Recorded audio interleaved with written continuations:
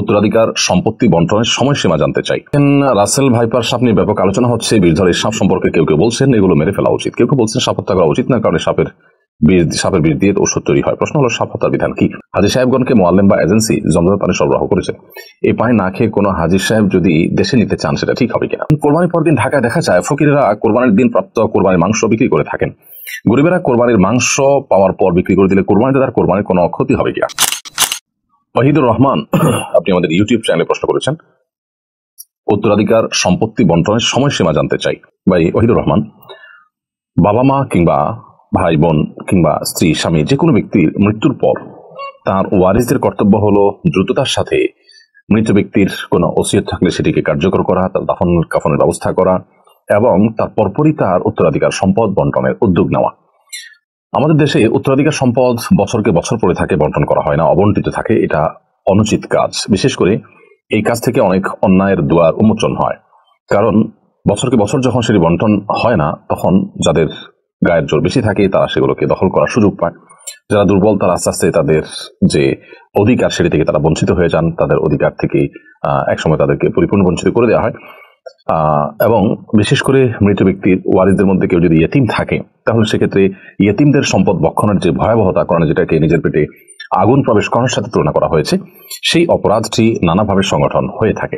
আর এই কারণে একজন বিচক্ষণ, একজন দায়িত্বশীল, একজন মুসলমান হিসেবে আমাদের কাজ হবে যে আমাদের প্রিয় কোনো ব্যক্তি যার ওয়ারিস আমরা, আমাদের রক্ত সম্পর্কে কোনো ব্যক্তির মৃত্যুর পরপর তার দাফন কাফন, তার ওসিয়তের কার্যকর করার পরপর, ঋণ থাকলে পরিশোধ করার পরপরই দ্রুততার সাথে তার পরিত্যক্ত সম্পদ বন্টন করা।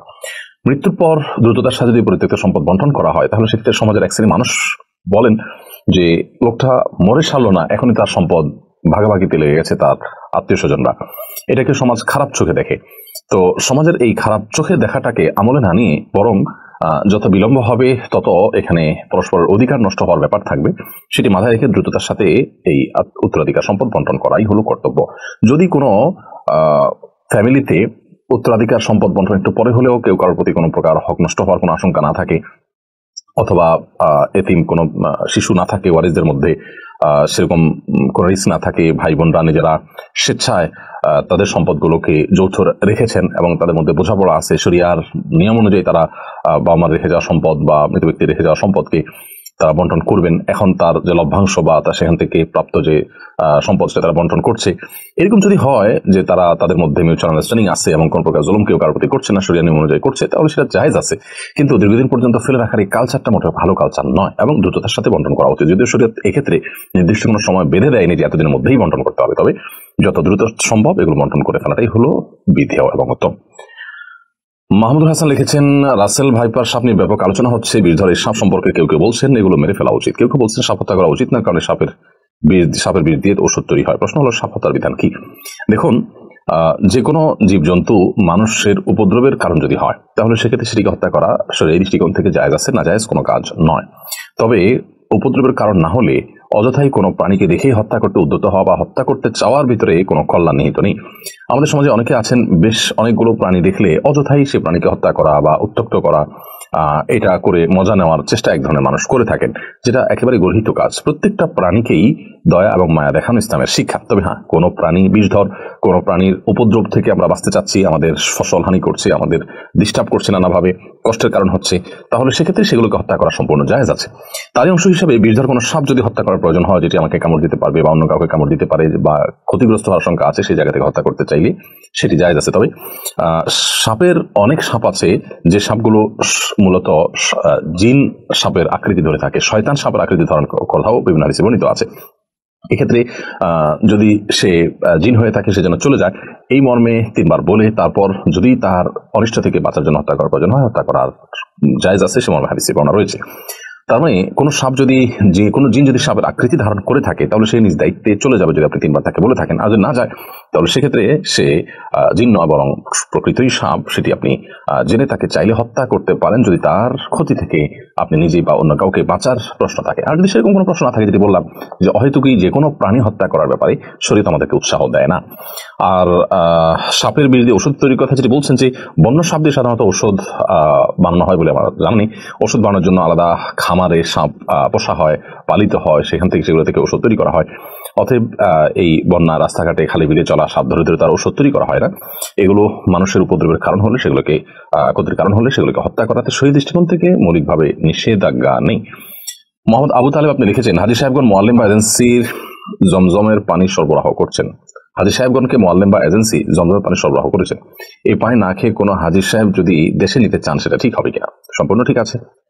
কোনো মুআল্লিমকে কোনো হাজী সাহেবকে তার মুআল্লিম, সৌদি কর্তৃপক্ষ অথবা এজেন্সির তরফ থেকে ছোট ছোট জমজমের পানি দেওয়া হলো পান করার জন্য।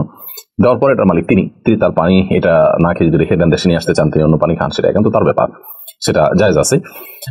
বিমানে পরিবহন করার ক্ষেত্রে এটা যদি সেফটির সাথে, নিরাপত্তার সাথে আনা হয়, যে ওদের লাগেজ বাণিজ্যের লাগেজ সেখান থেকে ক্ষতিগ্রস্ত হওয়ার সম্ভাবনা থাকবে না, সেরকম দায়িত্বশীলতার সাথে কেউ আনতে চান সেটা আনতে পারেন, তার ব্যাপার। যদিও সাধারণত বিমান কর্তৃপক্ষ থেকে নির্দেশ না থাকে এগুলো না আনার জন্য, কারণ এতে পানি বোতল ফেটে অন্যদের বা নিজের মালামাল ক্ষতিগ্রস্ত হতে পারে সেই জায়গা থেকে। তো সেরকম আশঙ্কা থাকলে সেটা করা উচিত হবে না, কারণ আমি এমন কোনো কাজ করা জায়েজ হবে না যে কাজ দ্বারা আমি নিজে কিংবা অন্য কেউ ক্ষতিগ্রস্ত হতে পারি না। বিসমিল্লাহ সাল্লাল্লাহু আলাইহি ওয়াসাল্লাম বলেছেন, লা দারারা ওয়ালা দিরারা, নিজে কিংবা অন্য কারো ক্ষতি করার কোনো সুযোগ ইসলামে নেই।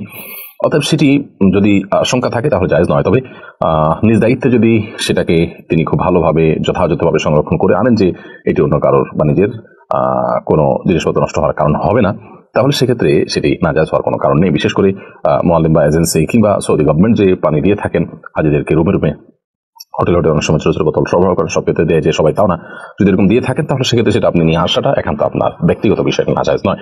আব্দুল্লাহ নুমান আপনি লিখেছেন, কোরবানির পর দিন ঢাকায় দেখা যায় ফকিরেরা কোরবানির দিন প্রাপ্ত কোরবানির মাংস বিক্রি করে থাকেন। গরিবেরা কোরবানির মাংস পাওয়ার পর বিক্রি করে দিলে কোরবানিটা তার কোরবানির কোনো ক্ষতি হবে কিনা? ভাই আব্দুল্লাহ নোমান, আপনার প্রশ্ন উত্তরে আমরা বলতে চাই যে কোরবানির পশুর গোশত এটি গরিব এবং অভাবী মানুষরা পাওয়ার পর এটা একান্তই তাদের অধিকার, এবং তারা তাদের গোশত নিজেরা খাবেন নাকি বিক্রি করে দিবেন না অন্য কাউকে দান করবেন সেটা একান্ত তাদের ব্যাপার। অতএব কোরবানির পশুর গোশত গরিব অভাবী মানুষরা যদি বিক্রি করে দেন তাতে কোরবানির পশু যিনি কোরবানি করেছেন তার কোরবানির কোনো প্রকার ক্ষতি হবে না। আমাদের একটা জিনিস পরিষ্কার থাকা উচিত, যখনই আমি কোনো জিনিস কাউকে দিয়ে দিব তখন এই জিনিসটা তার হয়ে যাবে, তখন আর আমার উপরে তার কোনো কিছু বর্তাবে না। নবী করিম সাল্লাল্লাহু আলাইহি ওয়াসাল্লাম একবার একজন কৃতদাসী তিনি সাদাকার গোশত রান্না করছিলেন, সেটা দেখে তিনি রসিকতা করে তাকে বললেন যে তোমার সাদাকার গোশত রান্না করছো, সরি তুমি দেখি গোশত রান্না করছো, সেখান থেকে আমাদেরকে অফার করবে না?